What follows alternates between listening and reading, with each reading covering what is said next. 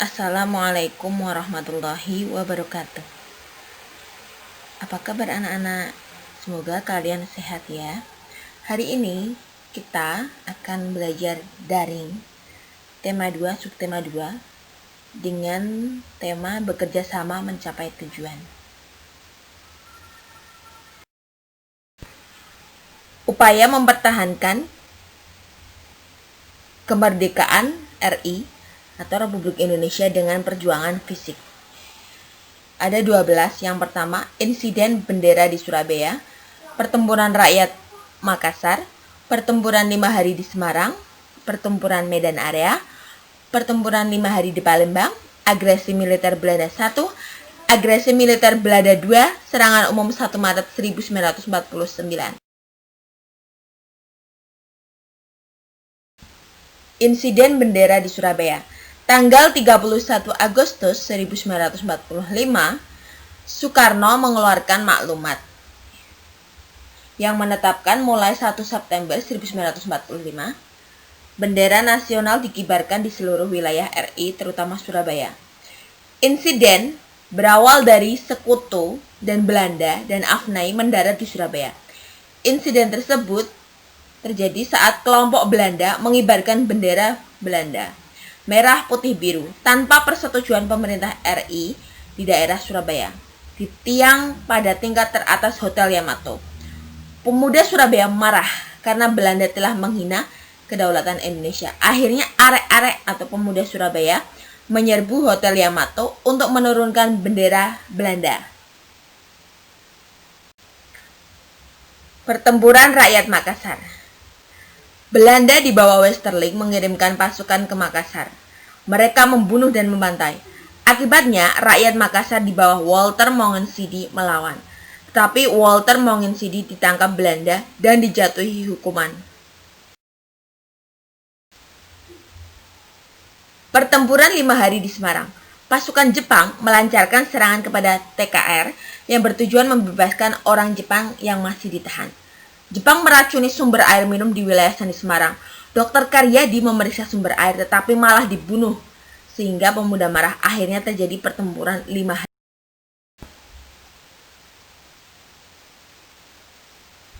Pertempuran Medan Area. Sekutu diboncengi Nica di bawah Jenderal Kelly mendarat di Medan. Sekutu membebaskan tahanan Belanda dan dibentuk batalion KNIL. Awal pertempuran karena ada penghuni hotel yang ada di Jalan Bali menginjak lencana merah putih, akibatnya hotel diserang oleh para pemuda.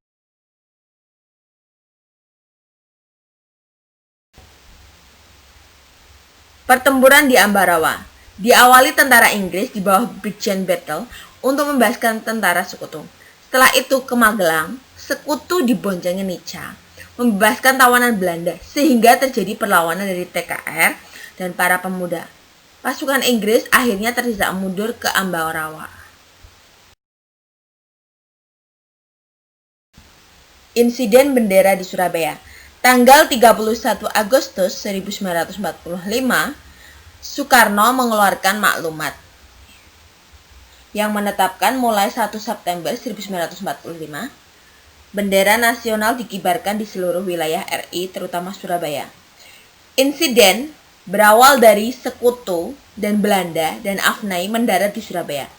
Insiden tersebut terjadi saat kelompok Belanda mengibarkan bendera Belanda merah putih biru. Peristiwa merah putih di Manado.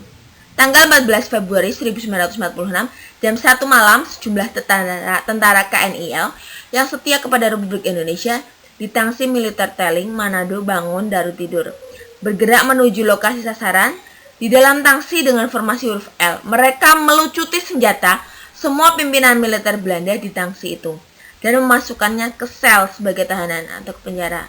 Peristiwa itu berlanjut dengan pengibaran sangsaka merah putih di tangsi yang terkenal angker karena pasukan yang menempati komplek militer itu dikenal sebagai pasukan pemberani andalan Belanda. Para pejuang itu merobek bendera kerajaan Belanda, menyisakan merah putih dan mengibarkannya di tangsi. Akhirnya, pemimpin garnison Manado yaitu Kapten Bloom ditangkap pukul 3.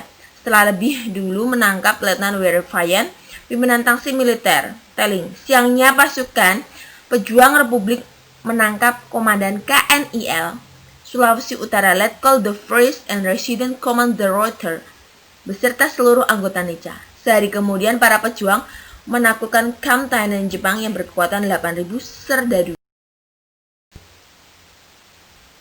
Pertempuran Margarana di Bali merupakan pertempuran antara Indonesia dan Belanda dalam masa Perang Kemerdekaan yang berada di bawah pimpinan Kolonel I Gusti Ngurah Rai, di mana pasukan TKR ini di wilayah ini bertempur dengan habis-habisan untuk mengusir pasukan Belanda yang ingin merebut kembali kekuasaannya setelah Jepang kalah.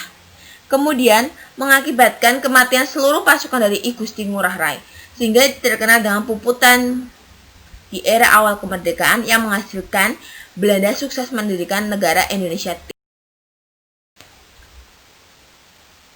Pertempuran 5 hari di Palembang. Pertempuran di Palembang ini, pasukan sekutu mendarat di Palembang tanggal 12 Oktober 1945 di bawah pimpinan Charles Michel. Pertempuran 5 hari di Palembang terjadi tanggal 1 hingga 5. Pertempuran 5 hari ini merupakan perang 3 matra yang pertama kali kita alami, yaitu begitu pula dengan Belanda. Perang tersebut terjadi melibatkan kekuatan darat, laut, dan udara.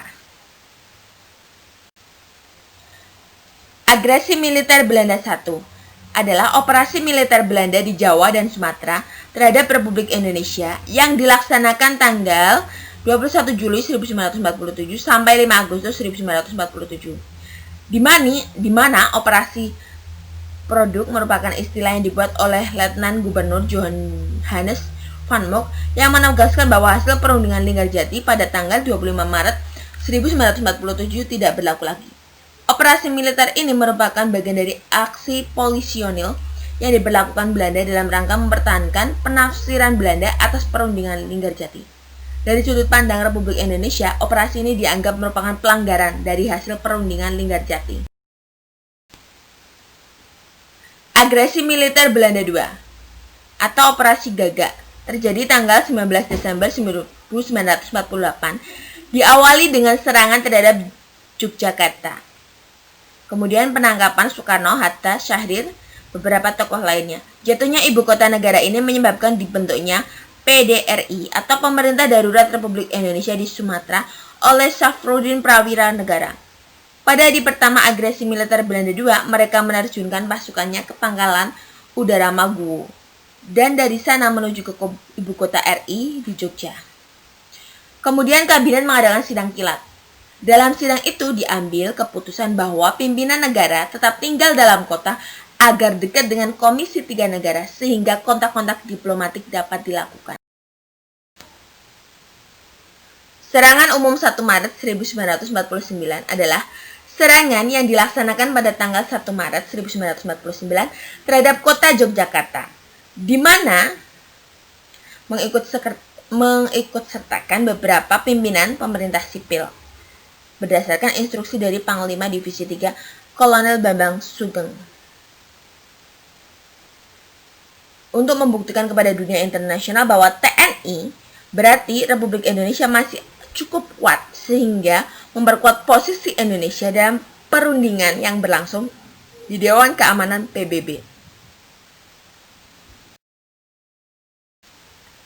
Kemudian, masih dalam tema yang sama, pembelajaran bahasa Indonesia, yaitu tentang kalimat efektif. Kalimat efektif adalah susunan kata yang mengikuti kaidah kebahasaan yang secara baik dan benar. Kaidahnya ada dua, PUEBI dan KBBI, Pedoman Umum Ejaan Bahasa Indonesia, dan KBBI yang merupakan singkatan dari Kamus Besar Bahasa Indonesia.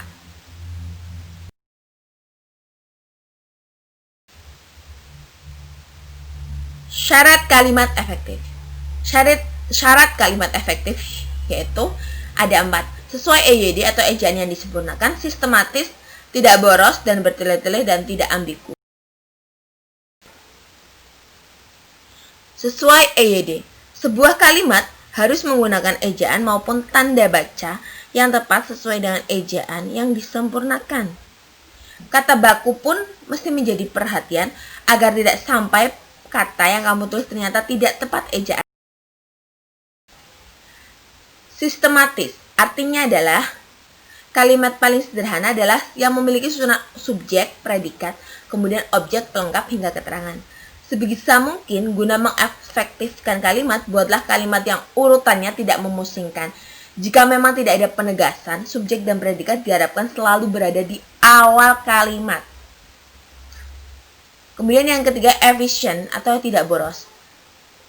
Bahwa kalimat efektif itu harus efisien, efektif, tidak bertele-tele. Pastikan kalimatnya ringkas dan pasti. Kemudian tidak ambigu. Artinya, kalimat efektif harus menyampaikan kalimat secara jelas. Tidak bermakna ganda. Contohnya, siswa SD yang terkenal itu menerima hadiah. Kalimat di atas ini ambigu karena mengandung maksud. Ada dua, yaitu yang pertama, kalimat tersebut memiliki makna ganda siswa yang terkenal, dan bisa juga SD yang terkenal. Siswa SD yang terkenal itu menerima hadiah. Jadi nggak boleh seperti ini. Itu saja penjelasannya.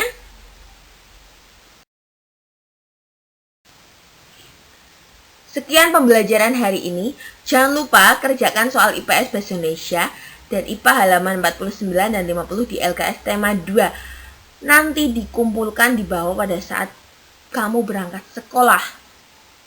Oke? Wassalamualaikum warahmatullahi wabarakatuh.